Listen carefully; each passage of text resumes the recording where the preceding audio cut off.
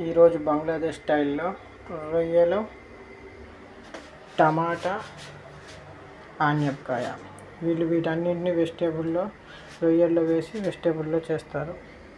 Already రొయ్యల్లో ఉప్పు పసుపు వేసి మ్యాగ్నేట్ చేసి పెట్టారు. తర్వాత ఇప్పుడు ఆయిల్లో ఫ్రై చేసి దాంట్లో ఈ ఆనియపకాయ పచ్చి ఐటమ్స్ కొత్తిమీర పచ్చిమిరపకాయ టమాటా ఆనియన్స్ అండ్ మసాలాస్ వేసి వీటన్నిటితో కర్రీ స్టార్ట్ చేస్తాడు. ఎలా చేస్తాడో చూద్దాం. ఇప్పుడు చూడండి, ఆయిల్లో ఫ్రై చేస్తున్నాడు. వీటిని ఫ్రై చేసిన తర్వాత ఈ ఆనియపకాయ మిర్చి కొత్తిమీర టమాటా ఆనియన్ అంతా వేసి ఈ మసాలా కర్రీ ఇవన్నీ వేసి కర్రీలా తయారు చేస్తాడు. ఫస్ట్ ఫ్రై చేసుకున్న తర్వాత. సూపర్.